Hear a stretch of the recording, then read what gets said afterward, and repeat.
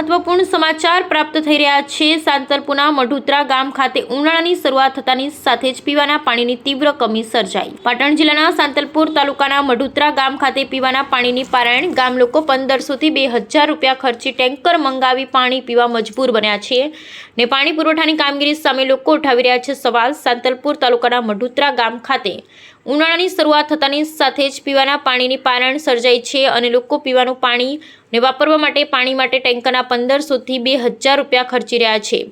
જેમાં નર્મદા નિગમની કેનાલ છેલ્લા 1 મહિનાથી બંધ કરાતા પાણીની પારાયણ સર્જાઈ। નર્મદા નિગમ દ્વારા કેનાલમાં કામગીરી પણ શરૂ કરવામાં નથી આવી અને કચ્છ બ્રાન્ચ કેનાલની અંદર પાણી બંધ કરી દેતા લોકોની મુસીબત વધી। સાથે સાથે પાણી પુરવઠા વિભાગ દ્વારા પણ ગ્રામ્ય વિસ્તારો સાંતલપુર તાલુકામાં પાણી પહોંચાડવામાં નિષ્ફળ સાબિત થઈ રહી છે અને ત્યારે લોકોની માંગ છે કે સરકાર તાત્કાલિક ધોરણે ટેન્કરોની વ્યવસ્થા કરે અથવા યોગ્ય વ્યવસ્થા કરી પાણી પુરવઠા સાંતલપુર તાલુકા ગ્રામ્ય વિસ્તારમાં પાણી પહોંચે અને લોકોને પીવાનું પાણી મળી રહે તેવી લોકો દ્વારા માંગણી ઉઠવા પામી। Bureau report કયુમભાઈ Chauhan, Tharad Lakhani bureau chief.